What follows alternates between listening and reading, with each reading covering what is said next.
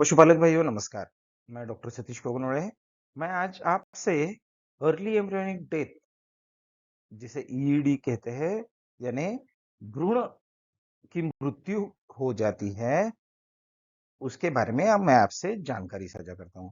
तो भाइयों देखिए, हमारे गाय और भैंसों में कंसेप्शन होने के बाद लगभग 42 से 45 दिनों के अंदर भ्रूण की मृत्यु हो जाती है और उसके बाद गाय और भैंस फिर से हीट में आ जाती है।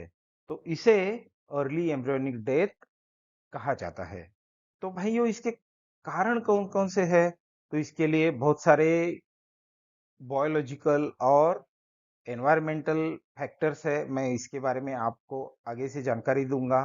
तो इसकी जानकारी लेना बहुत जरूरी है भाइयों, क्योंकि फील्ड में मैंने देखा है कि बहुत सारे गाय भैंसों में ये समस्या आती है।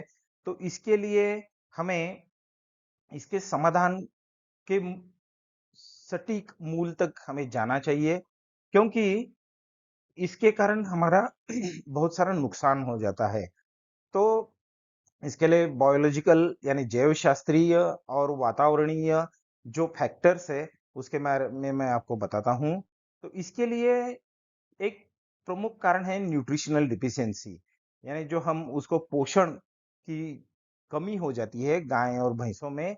उसके लिए बहुत सारे विटामिन्स है, मिनरल्स है, जो भ्रूण की ग्रोथ के लिए, उसकी वृद्धि के लिए लगते हैं। उसकी अगर कमतरता हो गई तो भ्रूण की मृत्यु हो जाती है। दूसरा है हार्मोनल इम्बैलेंसेस।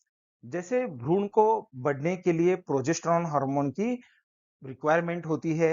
अगर वो प्रोजेस्टेरॉन हार्मोन की लेवल कम हो जाती है तो भ्रूण की वृद्धि नहीं होती है, उसकी ग्रोथ नहीं होती है और उसकी डेथ हो जाती है। और तीसरा है इन्फेक्शियस डिसीजेस, यानी जो उसको इन्फेक्शन हो जाता है।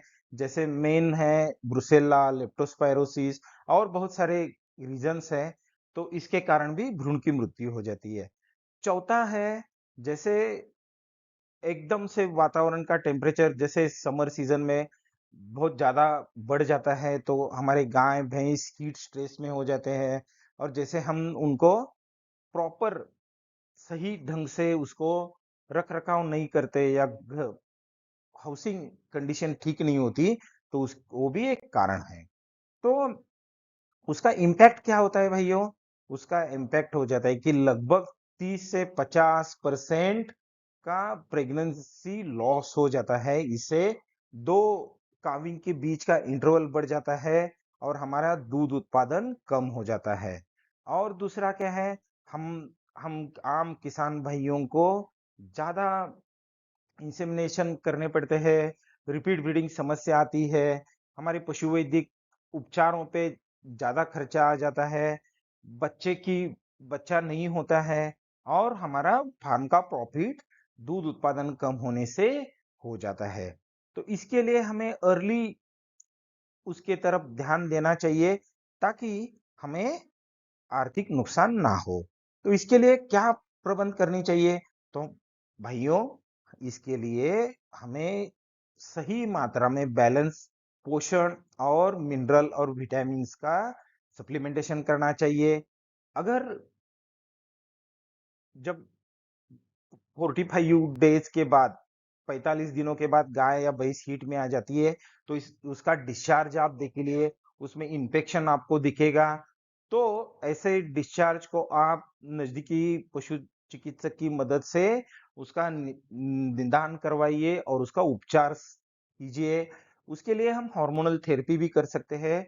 जैसे ल, शास्त्रीय रूप से कहा गया है कि इंसेमिनेशन के बाद 7वें दिन और 11वें दिन को अगर हम उसको प्रोजेस्टेरॉन की मात्रा देते हैं तो भ्रूण मृत्यु कम हो सकती है।